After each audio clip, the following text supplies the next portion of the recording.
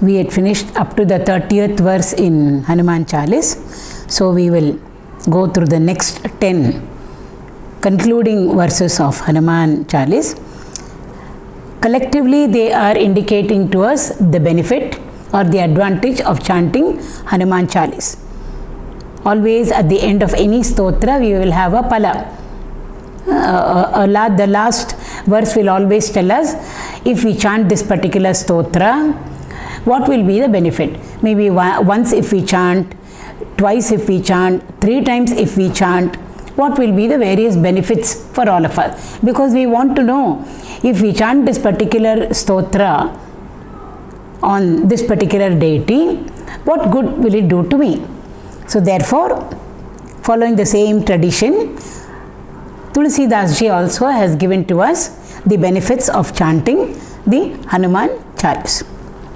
So the 31st verse, Ashta Siddhi Navanidhi ke Data, Asavaradina Janaki Mata, Rama Rasayana Tumare Pasa, Sadara ho Raghupati ke Dasa, Tumare Bhajan Rama ko Pavai, Janama Janama ke Dukha Bisaravai, Antakala Raghuvara Purajahi, Jaha Janma Hari Bhakta Kahahi, Auru Devata Chittana Dharai, Hanumata Sei Sarva Sukha Karai, Sankata Katei Mitei Sabapira, Jo Sumire Hanumata Balavihar. So over here, the 31st verse, Tulsidas ji is telling us that Janaki Mata, Mother Janaki, Sita, she is the mother of the universe. She is none other than Lakshmi herself, who has come down as Sita when Bhagavan took the avatar, took the Rama avatar. So what has she done? She has bestowed upon Hanumanji a very unique vara, Asavaradina Janaki Mata. So it's not Bhagavan Sri Ram who has given to him this unique boon, it is Mother Sita who has given to him. Why? Because he is the one who actually came, searched for her. Without him, it just wouldn't have been possible at all for her whereabouts to be known. So therefore it is Hanumanji who searched for her in Lanka, located her, spoke to her, gave to her Rama's message, and in turn took the message back to Rama. So therefore he becomes the most important factor over here. And Sita knows how important is Hanumanji's place in her life, wherein she has to now go back to Ram. So therefore she bestows upon him a boon. She is so happy. So in sheer gratitude, she is bestowing her grace and blessings upon him and gives to him a boon. What is the boon that she gives to him? She says, Ashta Siddhi Navanidhi ke Data. Again, Data means bestow, to give. She says, may you become the bestower of, may you give to anybody who wants. What all? Ashta Siddhi Navanidhi. So everything is covered in these 2 factors. So at the materialistic realm, Navanidhi means the 9 types of material wealth. For us it means gold, it means silver, it means platinum, it means diamond, it means cash, our bank balance, it means all our property. But there is supposed to be 9 types of wealth. And who has got it? Kubera has got it. He is the treasurer of the celestial realm. So all the 9 are enumerated also. We wouldn't be able to identify them. So we will just leave it at Navanidhi. 9 types of material wealth. So if anybody wants any type of wealth, whom should we approach? It's enough for us to approach Hanumanji. We need not have to go to Lakshmi Narayana. We needn't have to even approach Sita and Rama. Not that we should not, but Hanumanji himself is enough for all of us. He can bestow upon us all the 9 types of wealth, material wealth. Supposing we are not interested in this material wealth, we want supernatural powers. So little more of at the mind intellect level. We have done little sadhana, yoga, and why are we doing it? Because we want the supernatural powers. How many are they? They are 8 in number. So again, the 8 are listed out for us. It is becoming invisible, becoming very light, reading somebody else's mind, and so on and so forth. There are supernatural powers. If 9 types of wealth are at a very gross level, the supernatural powers, the Ashtasiddhis, are at the mind, intellect level. So if we want any of the Siddhis in our life, whom should we approach? Again, we can approach Hanumanji. He will be able to bestow upon us Ashtasiddhis. So Ashtasiddhis and Navanidhi, both of them, may you become the bestower of it all, is the vara that Janaki Mata gives to him. And supposing we are not interested in the material wealth, supposing we are not interested in the supernatural powers also, what is it that we want? We all are at the mortal level experiencing this limitation, conditioning, finiteness. We feel all bound. We are in this ocean of samsara. We want to get out of it. The problem, the challenges, the difficulties are too much. Pain is there, grief is there. We want to come out of it. Then what is it that can help us over there? It is only the Lord's name. So many of our masters liken the samsara itself to a disease. They call it as bhava roga. Roga means disease. Bhava means samsara. So many of our masters, they liken this samsara itself to a disease. They call it as bhava roga. Roga means disease. Bhava means samsara. What is samsara? Samsara, simple meaning is, it represents the realm of change for us. Everything is constantly changing. And therefore, we are not comfortable with that. So therefore, we want to get out of it. So bhava roga is what has afflicted all of us. So what if that bhava roga is there? It brings along with it difficulties, pain, grief, sorrow, trouble, etc. So for any disease, we always want a medicine over there. So for this bhava roga, what is the medicine? The medicine is, according to Tulsidas ji, Ramanama. Rama rasayana tumare pasa. Rasayana means medicine. So who is the one who gives to us or prescribes medicine to us? The doctor prescribes the medicine to us. So over here, Hanumanji is both the doctor and he is the medicine also. We have seen that in Vishnu Sahasranama also. Bhagavan himself is the doctor. Bhagavan himself is the medicine. And Bhagavan himself is the one who cures us also of whatever disease we have been afflicted by. And in this case, what is it? It is bhava roga. So over here, the medicine for this terrible bhava roga is Ramanama. Say Ramanama is the Taraka mantra. Taraka nama they call it. Taraka nama means one that takes us across. Across what? Across the ocean of samsara. So therefore, Rama Rasayana. Hanumanji has got this medicine, unique medicine called Ramanama with him. Constantly, day in and day out, he is only chanting the Lord's name. So, and he knows the power of the Lord's name. 𝐏𝐚𝐝𝐬𝐦 𝐃𝐞𝐦𝐲𝐬 Nama. The Dasaru says, who knows the glory of Ramanama? He says, Hanumanji knows the glory of Ramanama. Valmiki knows the glory of Ramanama. It is just Ramanama which completely transformed that hunter into Valmiki. Though the sequence was reversed. He did not say Rama, he said Mara. But when we continuously chant Mara, Mara, Mara, it becomes Rama. And also Shiva in Kashi, Vishwanatha. He knows the glory and the benefits of Ramanama. And we also know, just by chanting or taking the Lord's name 3 times, Ramanama 3 times, it is equivalent to chanting the 1,000 names of the Lord. So therefore, this medicine, unique medicine called Ramanama, which can completely destroy the Bhavaroga or take us across the ocean of samsara. Tumare pasa. With whom is it? It is with Hanumanji. That is the greatest wealth. So all 3 types of wealth over here. Material wealth is Navanidhi. supernatural powers, that is also a type of wealth. Ashtasiddhis, that also Hanumanji has got, and the greatest spiritual wealth, which will just take us from the realm of mortality to the realm of immortality, lead us from change to the changeless, is Ramanam. So that also spiritual wealth. Who has got it? Hanumanji has got it. Sadaraho Raghupatike Das. How did it come to him?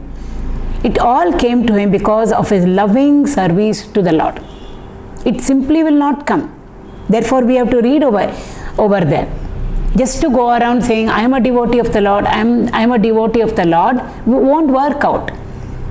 So we have to put in effort to really become the Lord's devotee. Narada Bhakti Sutra is telling us over there. What are the characteristics of bhakti? What should we do to cultivate bhakti? Hanumanji has got it all in him. And therefore, the sheer fact that Rama, the medicine called Ramanama, the greatest of spiritual wealth, is there with him, indicates to us, how did it come to him? It just came to him because of his service, because of his connect with the Lord. He constantly invoked him. And therefore he has got the spiritual wealth with him, Ramanama, which he can give to all of us.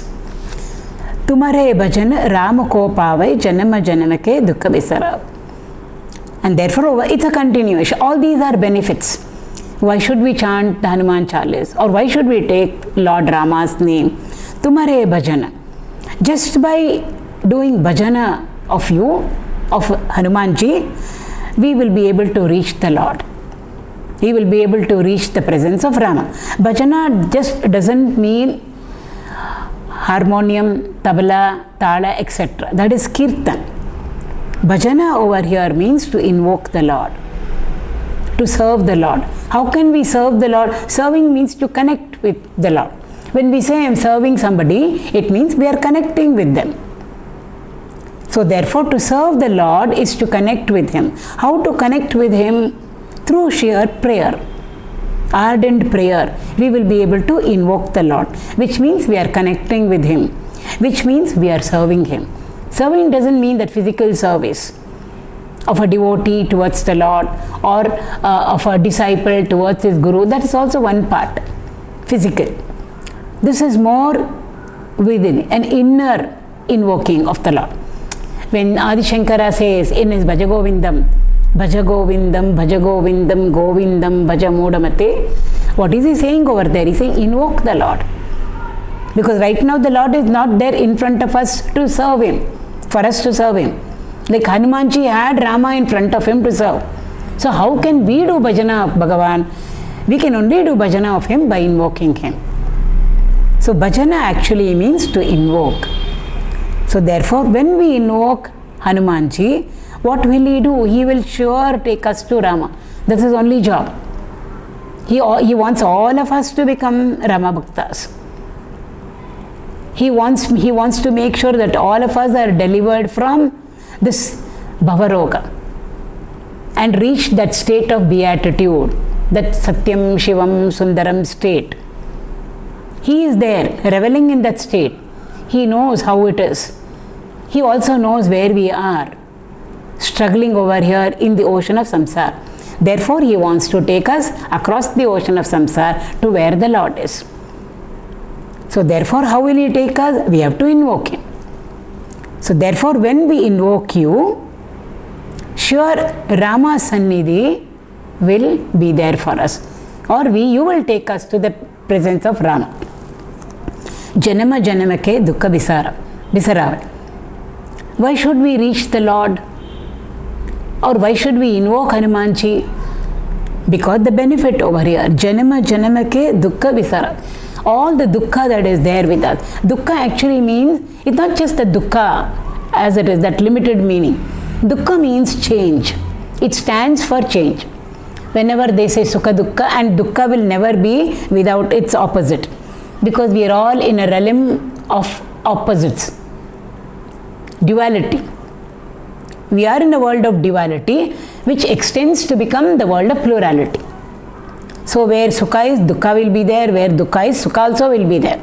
So when Tulsidas ji says Dukkha, he will remove all the dukkha from us. Both he will remove for us. Sukha is also there, dukkha is also there. We have to move beyond both sukha and dukkha. Sukha means merit. Dukkha means demerit.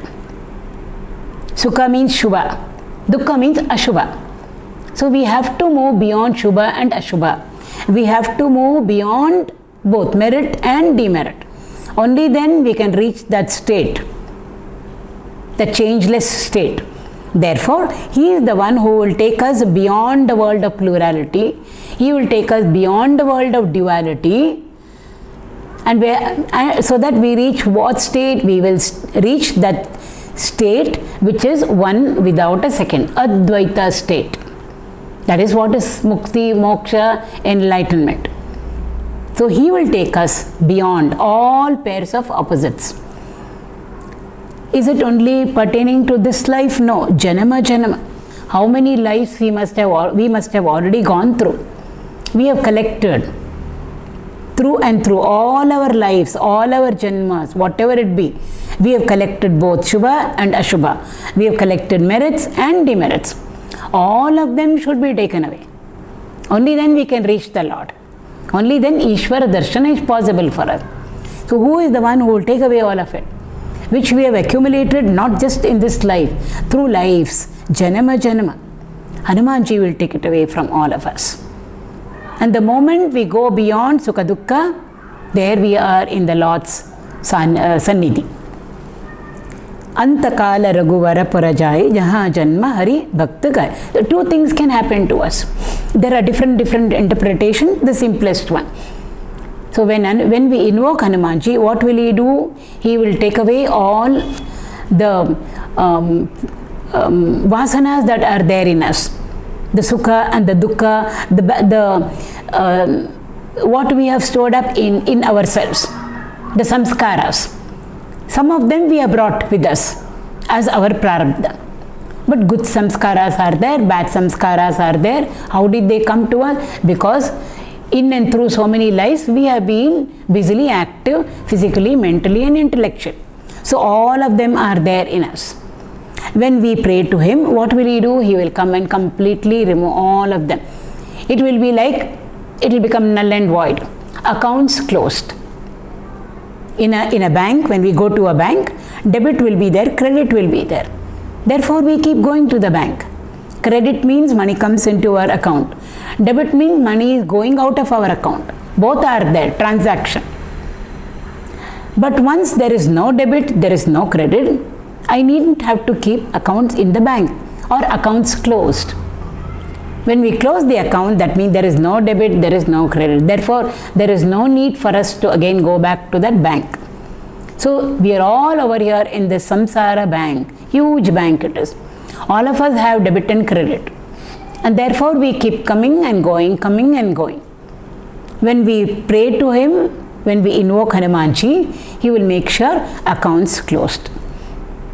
File closed. Therefore, no debit, no credit. We have moved beyond plurality. We have moved beyond duality. And therefore, we will reach that state of mukti, moksha. And here he says, it has been described as Raghuvara Pura. Because the deity over here being addressed is Rama, whose devotee Hanumanji is.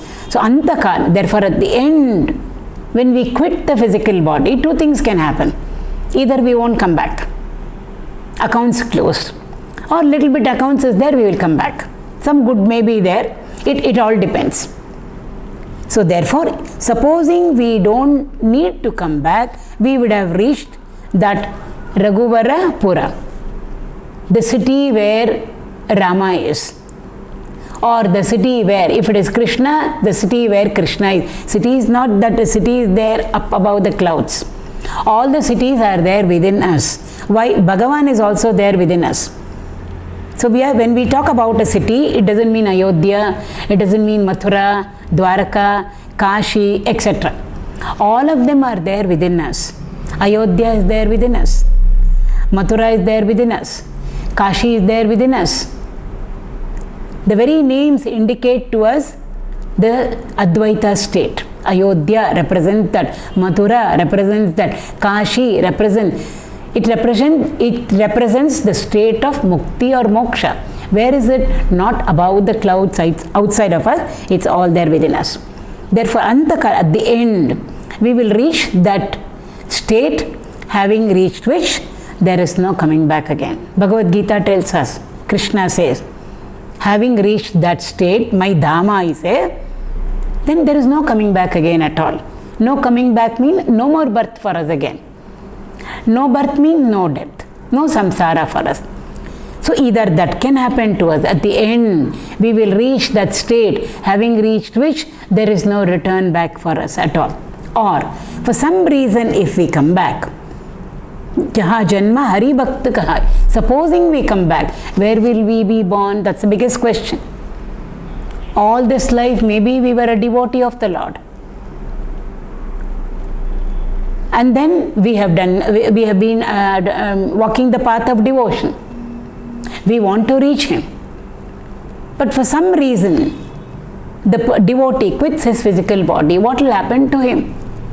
Maybe he has to come back because that accounts has not been closed. When he comes back again, how will he be born as? Where will he be born as? It's very, very important.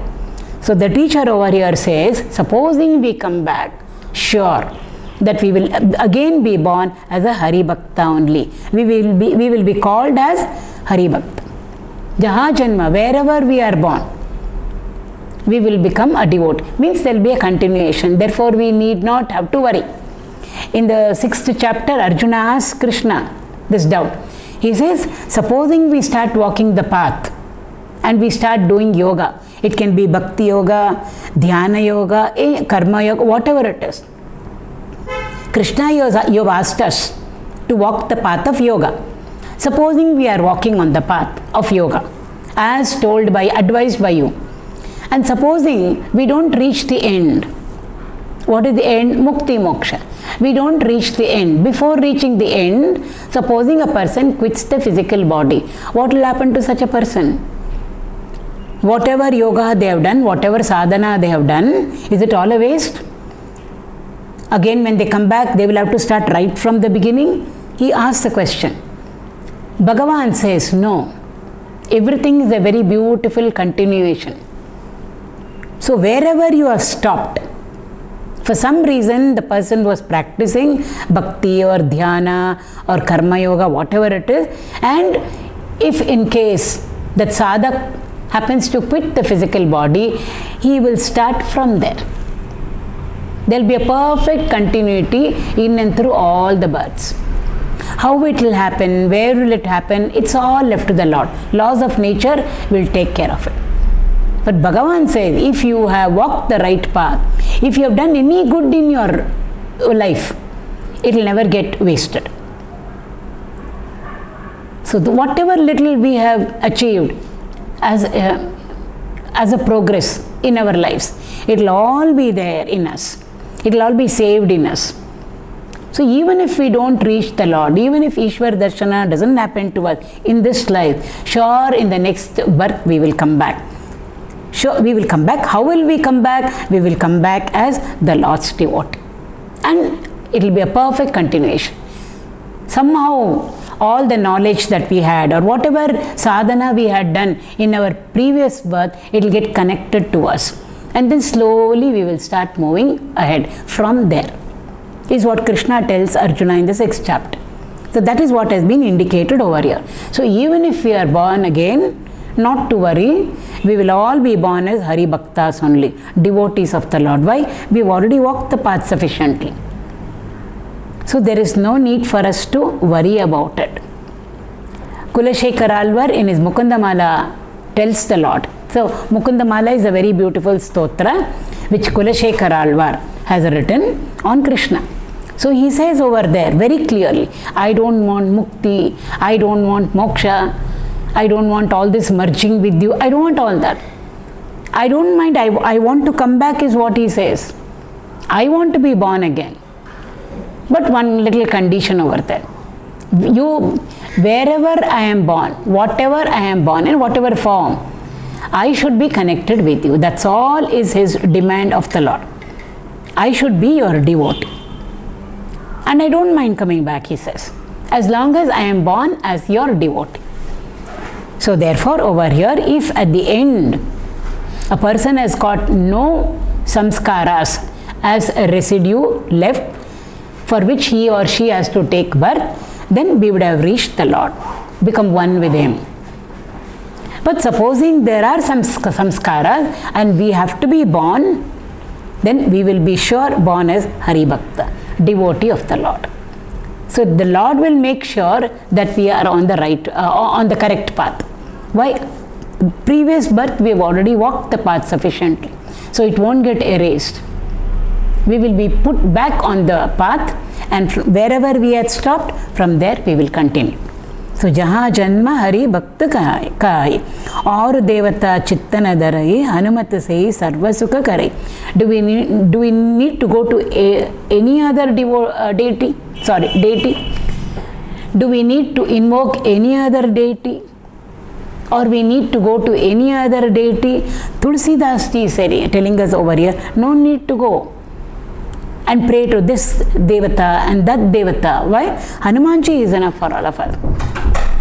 He will make sure that whatever we want in our life, whatever we need in our life, he will bestow it upon us. Why? All the devatas, anugraha is there on him. We went through that also. When he was young and he thought the sun was a fruit, and when he leaped into the sky to catch hold of the sun, Indra Bhagavan comes and gives him a knock with the Vajrayudha and he falls down. Vayu Bhagavan is very angry over there. He withdraws himself. All the air which is in motion becomes still. So nobody can breathe. All living being, plant, animal, human, devata, all of them are in trouble. Then Bhagavan comes and says to him, no, you should not do it. We will revive back Hanumanji. He's not dead. He's just unconscious, that's all. He will be sure revived. And when he is revived, all the devatas give to him all their power, their might, the ability and the capacity to handle all their weapons, and whatever they are in charge of bestowing to us. Saraswati is the goddess of knowledge. She is also the goddess of art forms. Ganesha again is the presiding deity of knowledge and wisdom. Lakshmi is the presiding deity of wealth. Durga, she is in charge of Shakti, strength. So many different deities we have with different portfolios. Each one of them can bestow upon us what they are in charge of. All of them give boons to Hanumanji and say, instead of us, they can invoke you and you can give to people what we are capable of giving, what we are capable of bestowing. So if there is one deity who has got all portfolios with him, just like the chief minister will have all the portfolios with him, though there are different ministers in charge of different portfolios, health, defense, home ministry, etc., education.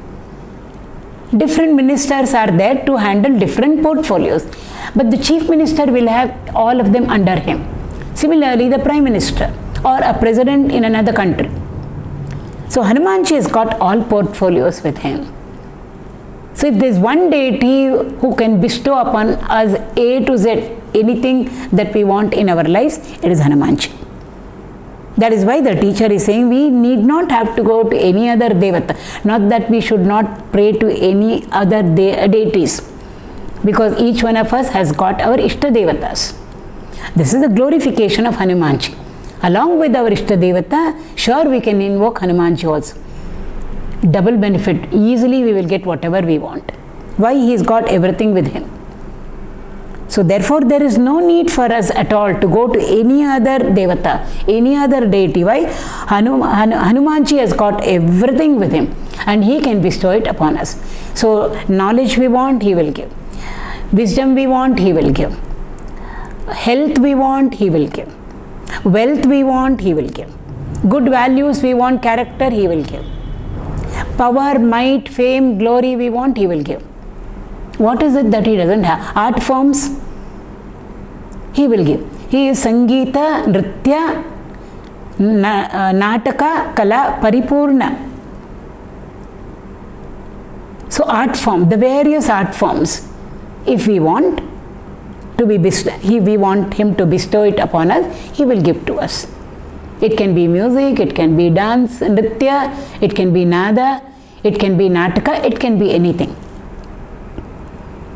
Already we have seen, if we want material wealth, he will give to us. If we want supernatural powers, he will give to us. We don't want all those things, Hanumanji. We just want to get out of this samsara and reach the Lord.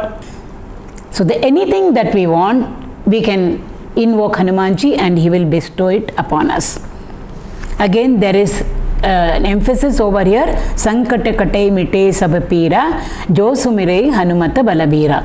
Hanumanji is full of, he is balavihar. He's got might, courage, name it, he's got it with him. And whenever we do smaran of him, whenever we remember him, whenever we invoke him, what will happen to us? All our pida. Pida means difficulties. It can be physical diseases, or it can be mental weaknesses, intellectual incapacities, whatever it is. All of them are pida only for us. Sankata katai mite sabapi. Level of all our equipments, body, mind and intellect. Whatever are the insufficiencies, he will be able to help us to overcome them.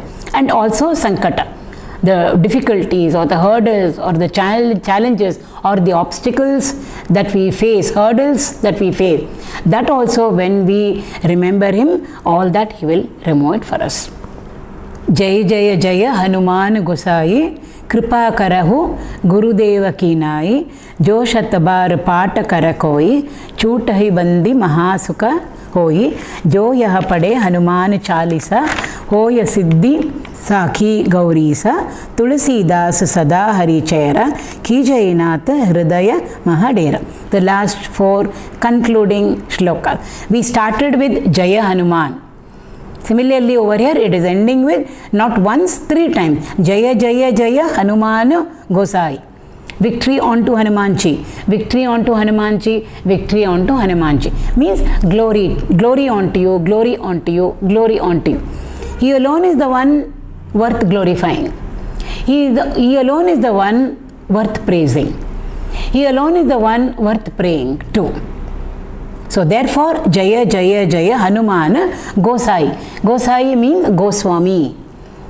Tulsidas, we say Goswami Tulsidas. So he is addressing Hanumanji as Goswami. The connect that Tulsidas ji has got with Hanumanji, it indicates that also to us. He is Goswami, he calls him also as Goswami. All of them are devotees of whom? Of the Lord. What does Goswami indicate to us? Swami means Lord. Go represents knowledge. So Goswami means Lord of knowledge. Go represents our indriyas, sense organs. So Goswami means one who is a master of his senses, all the 10. Jnanendriyas and Karmendriyas, 5 plus 5.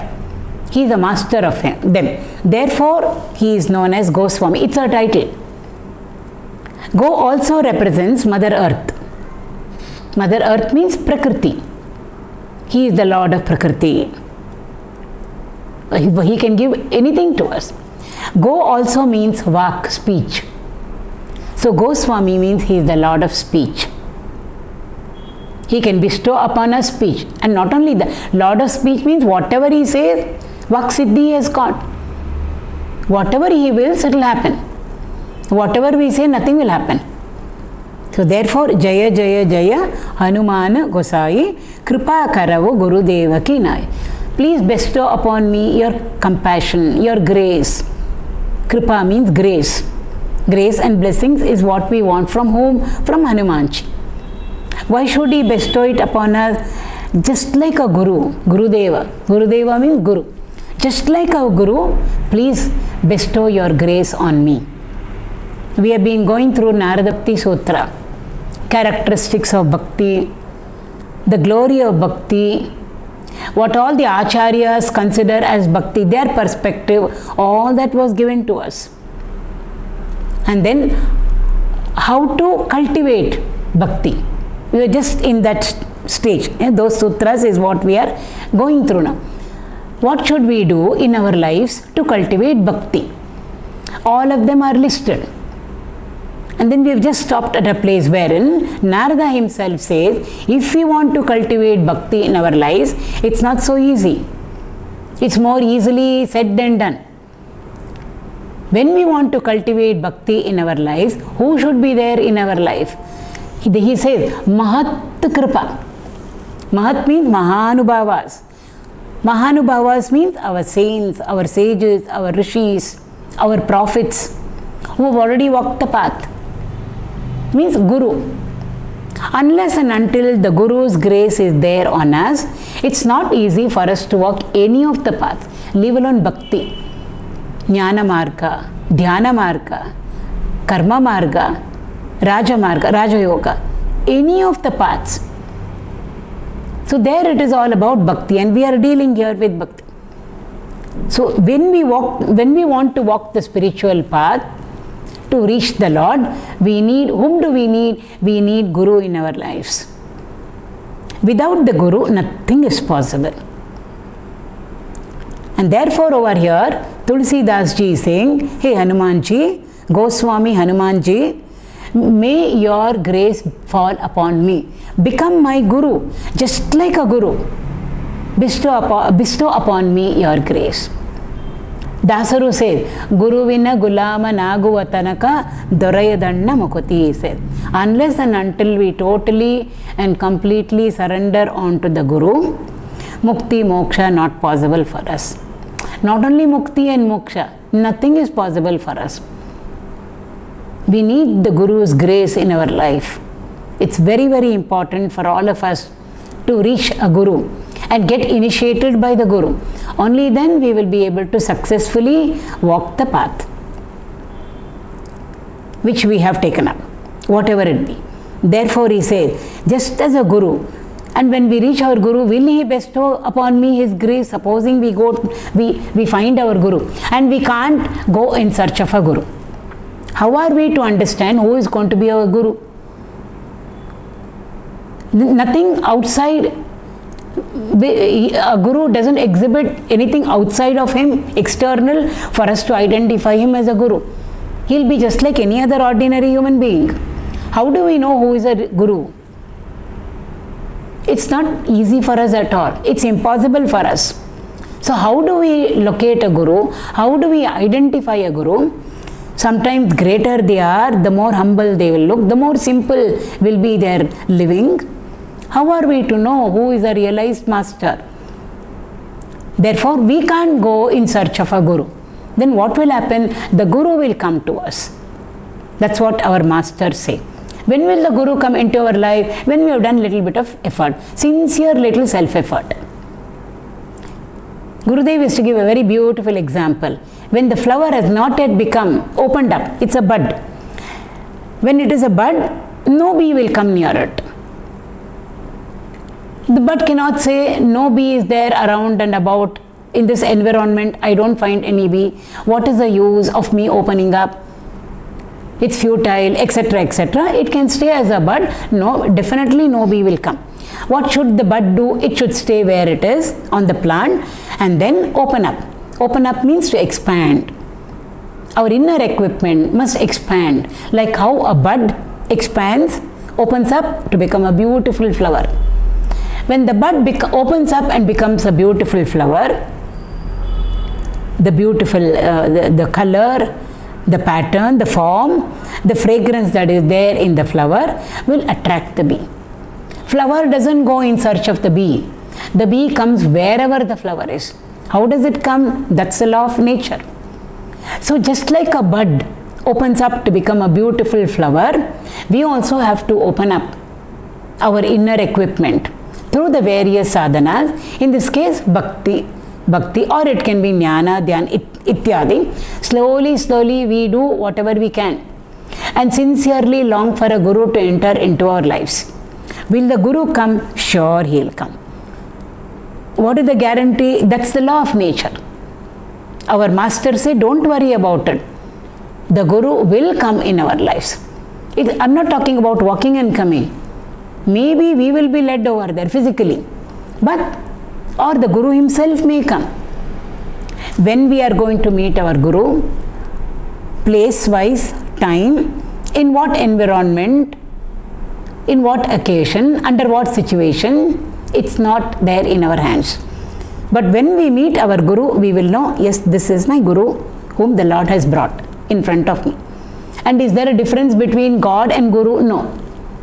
In Guru Gita, Shiva tells Parvati, understand Parvati, there is absolutely no difference between Guru and God, or God and Guru. Both of them are one and the same.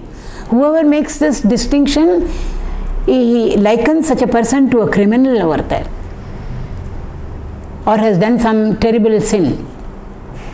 So the Guru and the Lord are both one and the same. Lord himself, who is there in us at the right time, becomes external to help us, to guide us in that particular form, with that particular name, etc. So therefore, but without a Guru, is it possible for us? It's not possible for us at all.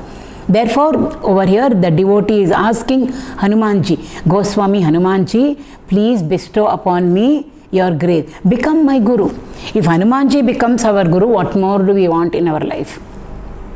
Or the Lord himself becomes our Guru. He is the only Guru for all of us. Where is he? The Lord, he is there inside of us. So the inner Guru is always present in all of us, whether we have understood or whether we have not understood, whether we know or whether we do not know. The inner Guru is always available 24/7, 365 days, birth to death, and continues also. But very often we do not know how to listen to the inner Guru. And at that point of time, if we have done the right sadhana, if we have put in a little bit of self-effort, like the bud puts in little self-effort and opens up and becomes a flower, then the Lord himself, the inner Guru himself, the Lord himself externalizes himself and comes to us as the Guru outside of us. Therefore, over here there is a prayer for the grace of our Guru, and in this case the Guru is Hanumanji. And now over here the benefit of chanting the Hanuman Chalisa. I already did say Hanuman Chalisa is not just written by somebody who sat down and said, let me write a stotra. It's not, there is a story behind it, yes. But even these 40 verses, a simple stotra, Hanuman Chalisa, by itself it is a scripture. Whatever we want is already there in it. It all depends on how we enter into the Hanuman Chalisa. Everything is there in it. So therefore, the importance of chanting the Hanuman Chalisa. Jo shat bar paat kar koi, chota hi bandi mahasukha hoi. Whoever he be, he who. Again, there is no restriction at all. All this caste system, he, she, young, old, whether we are capable of, whether we are worthy or not, whether we should be chanting Hanuman Chalisa or not, there are no conditions at all. Whoever he be, he who, or whoever she be, she who. All our scriptures are like that. There are no conditions and no restrictions at all as to who should take up the study of our scriptures. Anybody can enter into it. The universal pronoun used there is yaha. Yaha means whoever he be, he who, or whoever she be, she who. We needn't even distinguish he and she over there. Anybody, it's over there. No restrictions are put, no conditions are put as to who should be entering into the scripture or who should read the Upanishads. They have the authority. These people don't have the authority, nothing like that at all. So, Jo Shatabar, whoever he be, he who. Shata can mean it's just a number over there. We can chant the Hanuman Chalisa 100 times. We can chant the Hanuman Chalisa 21 times, 1000 times. Mass chanting we can have 21 times, 11 times. It all depends. It's not the number of times that is more important. It is how we connect with Hanuman Chalis and with Hanumanji when we are going through the Chalis. So here a number, some say it is Sat bar. They make Shata into Sat also. Sat means 7. So the number is not more important. Number of times we chanted is not important. How we have chanted Hanuman Chalis is more important. Even if we have chanted it once, if we have really connected with Hanumanji, more than enough for us. So whoever he be who chants, Pata means to chant the Hanuman Chalis. It can be loudly, it can be whisper, it can be mental also. Chutahi bandi. All our bondages will be broken in. Bondages mean the psychological bondages around us and about us. In samsar, we are mortal. Mortal means we are finite, we are conditioned, we are bound. Our equipment bind us. So all of that we will be able to escape. Or we will be able to get rid of our bondages. Samsara bandhana, they say. That bandhana will go away for us, will break for us. And therefore, as a consequence, what will happen? Mahasukha hoy. Mahasukha means mukti, moksha, ananda. Mahasukha here doesn't mean happiness, because happiness has got its opposite, unhappiness. That is at our level. This sukha that the teacher is talking about is ananda or bliss, which has got no opposite. We already said anything in this transactional world will have its opposite. So sukha has got its opposite. Happy, unhappiness. Sukha, dukkha. But when we read that one without a second state, mukti, moksha, there are no two, there is only one. So over there, a master will be experiencing what? We can't say sukha, because immediately dukkha will come to our mind. It is ananda. There is no opposite for ananda. There is no opposite for bliss. It's just one state. One positive state. We can't even use the word positive because immediately the word negative will come to our mind. So therefore Mahasukha, that's why he says Mahasukha over there. It's not the ordinary finite little sukha that we experience every day. Yesterday I was little happy, today I am more happy. 1 week back I was very, very sad, or happiness was minimum. Our happiness will keep changing. Quality will change, quantity also will change. Here is something which is Mahan. Mahan means expanded. Nothing to condition it. And it's a one without a second state. So therefore all our bondages will automatically go away from the samsara bandhana we will be able to get rid of, and therefore attain to that state of bliss, mukti, moksha. If that happens, what more, what more, what more? A person's life becomes totally fulfilled. Dasaru says, innenu, he says. What more do I want? What more? The mantra was given to me by my guru. That has become fulfilled in my life. Now what more? What more, he says. It's literally like they are dancing over there.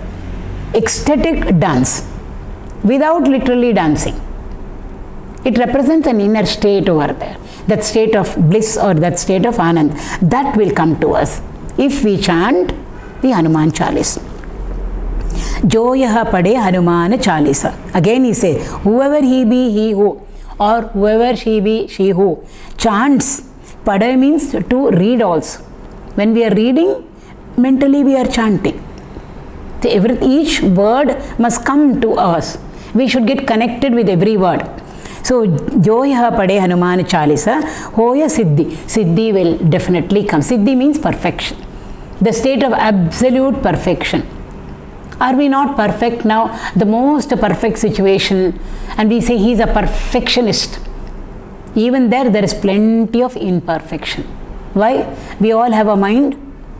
First of all, we are living with in an equipment. Body is there, mind is there, intellect is there. Mind is the most imperfect equipment that we have in us. So we are in a state of imperfection. So from the realm of imperfection, we have to move to the realm of absolute perfection. That is the meaning of from the state of mortality, we are moving to the state of immortality. That is called Siddhi, means fulfillment. After having gained that, there is nothing more for us to do. Why? We have fulfilled our lives. So, Hoya Siddhi. The teacher is telling us over here, Tulsidas ji is telling us over here, what is the guarantee we want to ask? Sir, you told us like this. Guru Maharaj, you told us. But who will endorse it for me? Sakshi Gaurisha. The consort of Gauri. Who is it? Vishwanatha. Kashi Vishwanatha is being addressed over here. Sakhi means Sakshi. Bhagavan is the witness for what I am telling you, is what the teacher is saying. So these are not my words. These are all being put into me by the Lord Himself. And He is a witness to what I am saying. So therefore, Bhagavan, when He makes a promise, it's not an empty promise at all. So here, over here, the teacher is telling us whatever I am saying or whatever is coming out of me, the various benefits, Sakshi, Bhagavan is the Lord Vishwanatha of Kashi is the witness, silent witness is what he says over here. And then the concluding verse, Tulsi, signature over here. So Tulsidas is, why did he write his name? Isn't he egoistic? Many of us can think. He is not writing. He has allowed himself to become an instrument in the Lord's hand. So whatever has come out, the 40 verses are all not Tulsidas ji's words. It is all Bhagavan's word. It's all Vishwanatha's words or Hanuman ji's words. The Lord wants us to know who has written it. Therefore, He has put Tulsidas ji's name over here. Why? We all should know who is the one who has composed this beautiful Chalisa. And therefore, Tulsidas. So Tulsidas Sada Harichera. Over here the conclusion, Tulsidas, who is he? Sada means constantly, continuously, Nitya Nirantara. He is the Hari's chair. He is the devotee of the Lord. Chera over here means servant of the Lord. Means total, unconditional, complete surrender unto the Lord. You alone, Lord. Not me, you alone. So of Hari, who is the one who has completely surrendered onto Lord Hari? Tulsidas ji. 𝐾𝐲𝐻 𝐻𝐿 𝐿. May you always stay in my heart. After all this, what is the silent, loving demand of the devotee of the Lord? Nothing but constantly you must revel in my heart. You must stay in my heart. That's all the devotee wants, worry. Put me anywhere. Yoga Ratova, put me anywhere. Any place, any situation, whatever be the time, conducive, not conducive, place conducive, not conducive, situation, occasion, environment, all that I want is, Lord, you must be there in my heart. That's all it is.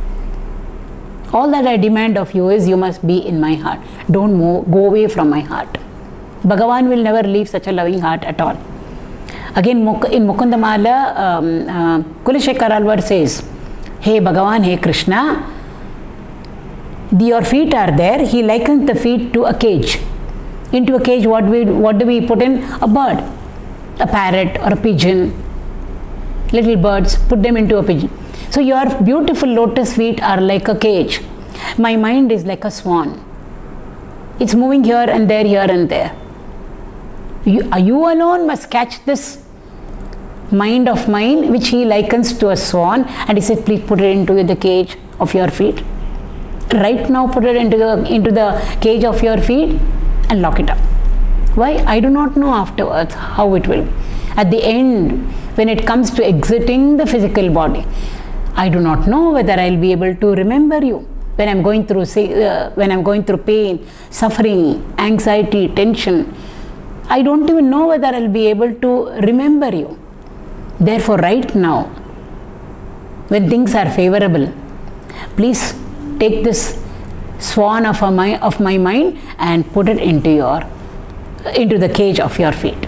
So like that, over here also, Tulsidas ji is asking the Lord, Hanuman ji over here, please put me in, please enter into my heart and stay over there, permanently stay over there. Then what more? does a devotee want? So always live in, that is the only condition over here that he is asking. You must stay in my heart permanently. And when will the Lord come and stay in our heart permanently? Only when there is devotion for the Lord. Only then he will come and make his dwelling in our heart. Again the Lord says in the Puran, I don't dwell in Vaikuntha. Neither I dwell in all these yogis' heart and all. Wherever my devotees are singing my praises, I am there. Means I am in their heart. So with this, actually the 40 shlokas are over. Just like we started off with an opening prayer, we conclude also with the concluding prayer. Pavana Tanaya Sankata Harana Mangalamurati Rupa Rama Lakana Sita Sahita Hridaya Basavu Surabhupa Siyavara Ramachandra ki jai Pavana Sutta Hanuman ki jai Bolo Bhai Sabasantana ki jai. Over here we are remembering the Lord again. Who? Here it is Hanumanji, because it is Hanuman Chalisa. Pavana Tanaya. We have elaborately gone through the meaning of all of them. The son of Vayu Bhagavan, Sankata Harana. We even saw why he is called Sankat Mochan Hanumanji. He is the one who removes all our difficulties. Mangala Murati Rupa. You are an embodiment of Mangalatva, auspiciousness, Shubhatva, Kalyanatva. You can't but give it to us. Why? You are an embodiment of that. You are a personification of Mangalatva. Rama Lakana Sita Sahita Hridaya Basavu Surabhu. And in his heart, in Hanumanji's heart, who is there? Rama is there, Lakshmana is there, Sita is there. And all the others.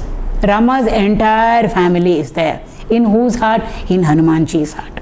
And therefore, if we bring Hanumanji into our heart, all of Rama's family also will be there in us. So we don't have to send a special invite to Rama. Please come and stay in my heart. We have to tell Rama, we have to tell Sita, then to Lakshmana, then to Bharata, Shatrughna, ityadi, ityadi.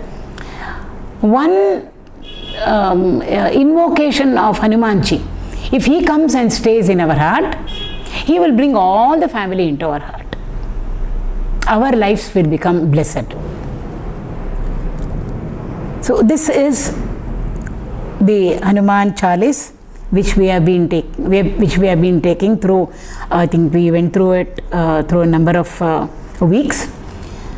Today we have been able to conclude it with the Lord's grace, by the grace of my own Guru, by the grace of the author of Hanuman Chalisa. Guru over here is Tulsidas, Goswami Tulsidas. Without his grace, we will never be able to enter into Hanuman Chalisa. With the grace, of course, of Hanumanji, we have been able to conclude it today. I thank each and every one of you for having participated in the satsang. All of us are a part of it. Without all of you, the satsang on Hanuman Chalisa wouldn't have happened. So I'd like to thank each and every one of you for having come for this satsang of Hanuman Chalisa.